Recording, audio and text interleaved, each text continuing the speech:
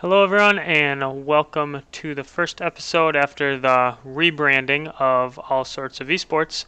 I'm pushing more towards high school esports. I see this is kind of more interesting to me, something that's more applicable to me as well. There's a lot of information out there about the current esports situations that are happening, and just so many people broadcasting it that I think this is a more better niche for me and just something that I can actually get into and help people out because there isn't very many videos on it. So I hope that this will help any students out there looking to start something, any teachers or administrators from schools looking to start it, and it just should be some general information because I hope to start in the next 6 months to a year, start looking at starting a high school club for where I live. Just some background on myself. I'm a recent college graduate and now I just have a normal job. I'll be working in Nevada in about 6 months, and I look forward to hoping starting a school and making sure that kids are getting something done while they're in high school. So what I'll be talking about is why esports in the first place, why it has a place in high school, some advantages of it in comparison with traditional sports, which league is right for your school. So there's a few different leagues and it's pretty confusing if I'm going to be honest. So I'm going to focus on one each week. I'm not sticking to a certain schedule for the videos for you guys, but I'm hoping just to get a good like 5 videos out in the next 2 months or so, just so people can just stream right through them. Because I don't think people are going to be just start listening or watching these right away. So just a nice base for some quick videos so people can learn about what this is all about. And then the really basic version of how to start, which I'll be going into more on a later video because I don't have that totally figured out yet, but I hope to talk to some administrators and some people that have been. I've talked to a few in Texas so far, and it seems like it's been going pretty well for their schools, but obviously there's ways that you can streamline it, and which league you pick to be a participant in is a very big player in that. And then lastly, I'm just going to have a big news of the week, just a fun fact, something cool that happened in the high school esports community. All right, so why does esports belong in high school? Well, for one, and the biggest thing that parents can look at, that administrators can look at, and just kind of adults in general, is that college scholarships are really big nowadays. The relationships that they can get through this is pretty insane. So with traditional sports, you'll see that kind of you'll always stick like with your same group of friends, things like that. But as most people in high school know, and most people with kids know, that video games kind of travels about like super widely across the high school. Most people play video games, and yeah, just a very interesting way to get different crews together. It's a very good alternate to traditional sports in ways of you don't have to be insanely like physically fit. You can pick it up and play. And even if you're not that good at it, you can even just play on an amateur team, things like that, not even play on the varsity squad. So it's something that sports struggles with. Someone can't really just pick up a high school sport like in 10th and 11th grade and just automatically be good at it. Most really good sports players have been playing since they were little, or at least since like elementary school, middle school. So it's a very good alternate for that if you just want to jump in and do something that really makes you feel like a team. And then lastly, it maintains eligibility. So this lies just with traditional sports as well. Lots of like troubled kids, people who have not the greatest home to go back to, they'll maintain their grades and their overall performance in school and social things like that if they have something to work towards, because esports is looking just like traditional sports in that you have to maintain your grades, maintain good standings with your teachers, things like that. Just making sure that you're a good student all around. So some advantages that I can find. Obviously, I'm not saying esports is the only way. I played a consistent 2 sports through high school, and I don't think one should overtake the other or anything like that. But here's just a few advantages that you can look at and kind of push people towards if this can help them out. So the first one, almost anyone can play. So what I mean by this is any handicaps people have, any physical abilities that they just aren't able to do, they can jump on a computer. All you need is a computer and a mouse or a game controller, and you can start right away. And it's pretty easy pick up and play, like I said before. It's not gender specific, so there is a place for gender specific clubs, things like Boy Scouts and Girl Scouts, and sports teams, but this doesn't have that gender line. I don't see anywhere in the near future where they'll create a girls esports team and a guys esports team. I just think there would be no point to that. So this is a good way just to get everyone intermingled and having a good time. The third point is that it's really cheap, so that you think that basically computer systems are really expensive, and mice and keyboard and things like that. But you can find there's a lot of games that you can play on a computer that can be played just on a general laptop that almost all families have.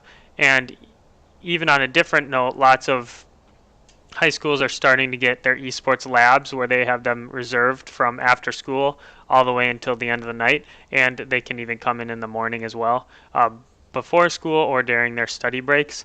So it's a really good way to get just no overhead on things, because almost all schools have computer labs, things like that. So if you can get something going and just reserve a spot, just like 5, 10, 15 computers, however big your club is, it can really help you out. A small amount of travel, so obviously in traditional sports you have to travel to go play other teams, but in esports you don't.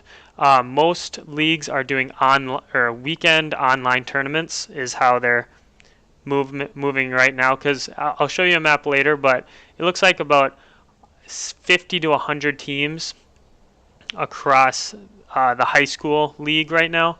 So that doesn't mean you can just drive over to the next city like most traditional sports do to play. So they have tournaments on the weekends, and you just either play it from home or play it from the computer lab at their school. Small risk of injury. Obviously, this is a small thing, but I just thought of it. Any parents who are worried, or any students who have been hurt in the past that can't play, like concussions and like hockey and football, things like that, you can always jump back to this. There's small risk of just like getting like carpal tunnel, stiffness in your hands, and having like bad posture, things like that while you're playing, but that's just like while you're sitting in school, maintaining your desk life. Additionally, I don't talk about the rest of the slides, but contrary to most people's belief, esports and just video game people aren't just like fat people sitting around not doing anything and just like eating Cheetos all day. Most high school esports leagues that I have seen have started not like a fitness program, but just making sure people are getting outside, seeing the sun every now and then, because this is like a desk job, like where you won't see very much outside, and that's one very high thing of sports that people think of. So that is something that will make it a struggle, but you'll just need to make sure that your students are getting out there and doing something physical every day, making sure their body is good, because if their body's not good, then their mind won't work right. And that's important for the esports competitiveness as well as just school in general. And then lastly, you can take students out of just the player role. So this kind of compares to when, like, back in high school when I played, like the other gender would maybe like help out, be like the team manager, something like that, like the water boy, water girl, stuff like that. You can, even if you don't have a very good player in esports, there's this thing called coaches and like player managers and things like that, where if you play like a certain role in a game, that role also has a coach to it. And even if that person isn't good, or maybe if they're just like a second or third string, they can help coach the varsity player, the starter, things like that, and just make sure the team's doing overall very good job. And there is also jobs in that in the esports industry as well. All right, so like I said, I'll be focusing on High School Esports League, the HSEL. So with these people, they have Summer Invitational, Fall Season, the Winter Open, and Spring Majors. So the Spring Majors is what I see as the main section of their season. All this other stuff is just kind of like open. I think the fall season has some point systems with the spring majors, but overall it's a very open thing up until spring, which would make it tough if you're a main spring athlete. I don't know yet if you have to choose if this is like kind of like an extracurricular or if it actually treats itself as a traditional sport. It might vary in schools, but I know like in high school, if you wanted to be in like drama or like musicals or choir, things like that, they would stagger it after sports, so then you could do both. So maybe that's an option for your school. High School Esports League has a free agent system, and this is for any students that don't have esports league partnered school in their area. They can join this free agent system, and then they get a crew to play together, and then they still play on the online tournaments just like a normal high school would. And I think it's only like $25 for the entire season, so that's a pretty good deal if you're a student that can't find anything around you. They have a varsity points redemption, so I'm going to go into this more with the scholarship episode. But what this is, you earn varsity points based on your performance and how you've played and your coach putting you in, things like that. And then you can, when you graduate, you can redeem them for scholarship money, which I'll view the scholarships on the next slide. And it's just a really cool kind of like added bonus. You're working towards something. And then lastly, they have esports curriculum. So they just have 10 lessons of like how-to stuff, things like that. Because I think most people in the high school esports industry understand that most adults don't really get the scene. They don't understand exactly what they need to do and helpful items to help their students succeed. So they just have, I think it's like 20 to 25 pages and 10 lessons, like 20 to 25 pages total. And it just kind of helps them out with the basic concepts of what their students should be looking at. And then they are partnered with the National Association of Collegiate Esports, which is NACE. And all these schools on the top right here are schools that are participating in NACE, and they have the scholarships available through that varsity points redemption system. Obviously, this is going to be growing like crazy. I've seen a lot of information in the past few months that I've been kind of studying this stuff, that this will probably double every year for the next few years at least. So hopefully it can start looking like this picture at the bottom right. So the bottom right picture is all the schools all the high schools participating currently, and then this top right picture is all the colleges participating in the NACE program.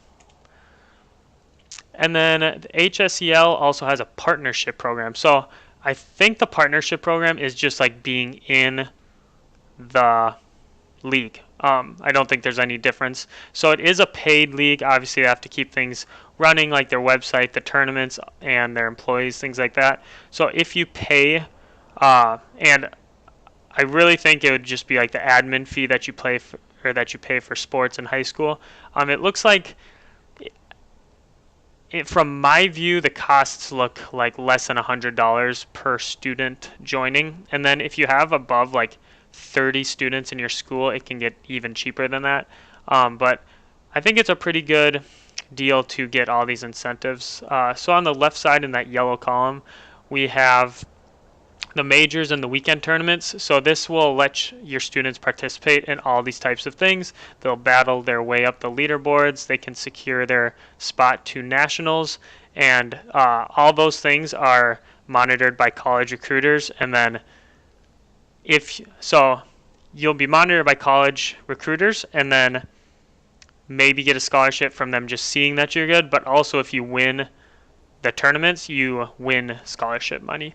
I haven't seen one high school tournament that actually just has had cash. It's always scholarship money, so that's a pretty good push for students and parents alike.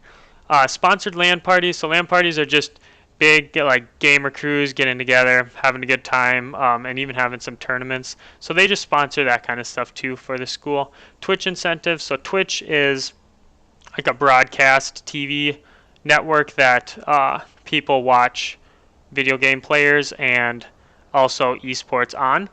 It's the main one right now for sure. And with the HSEL partnership, you get a partnered Twitch page, which is pretty big. They'll advertise for you, and when you're partnered, you can make a lot more money than just when you're not.